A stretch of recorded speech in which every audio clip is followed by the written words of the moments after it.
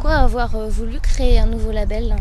Alors, un nouveau label qui est surtout une marque distinctive, qui est appelée à mettre en valeur le patrimoine viticole de la région du canton, à voir par la suite pour l'étendre, et de mettre en valeur surtout le patrimoine viticole lié aux propriétés, aux châteaux, des domaines notoires, domaines qui sont très souvent très anciens.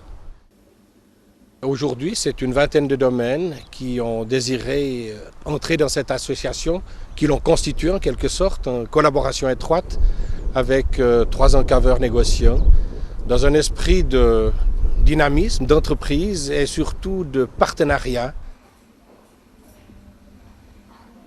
C'est très fédérateur et il faudra aller beaucoup plus loin dans cette direction parce que la taille de nos appellations correspond à un grand domaine français. Donc, et ici, une appellation de village est partagée entre 5, 10 ou 20 vignerons. Donc il faut être fédérateur parce qu'il y a des éléments de taille critique. Et là, nous sommes trop petits, même les plus grands sont encore beaucoup trop petits par rapport au type de concurrence qui se dessine sur le plan international. Là.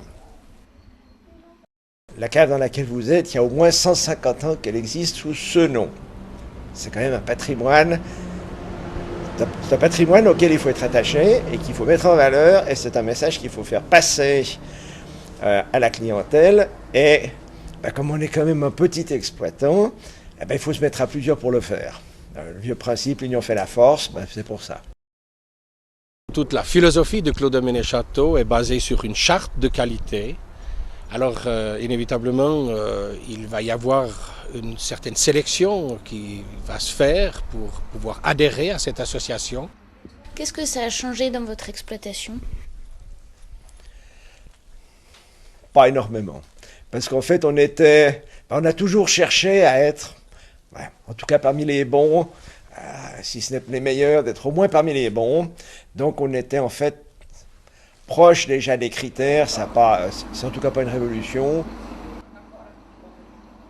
Dans le cadre du label Clos Domaine et Château, que l'on retrouve ici sur la bouteille, le signe distinctif, c'est vraiment la couleur rouge bordeaux qu'on a voulu assez voyante, avec la notion de Clos Domaine et Château. Une notion importante pour un consommateur, c'est la traçabilité du produit, c'est-à-dire les 3 premières lettres qui sont un abrégé du nom du domaine, dans ce cas-là, Château de Chatanerea, donc CCZ, et le millésime, donc ce qui permet d'avoir vraiment une traçabilité du produit d'une année à l'autre, et vu que l'obtention du label se fait d'année en année, par une dégustation finale qui valide ce label, donc on a vraiment un suivi du cru de la vigne jusqu'au consommateur final.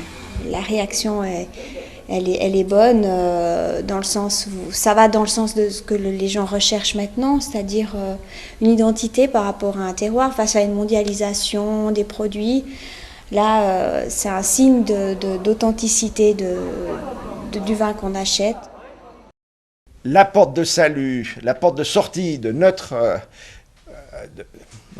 vignoble, de nos vignobles, c'est d'arriver à augmenter le coefficient de personnalité, que les gens sachent d'où vient ce vin, de quel village il vient.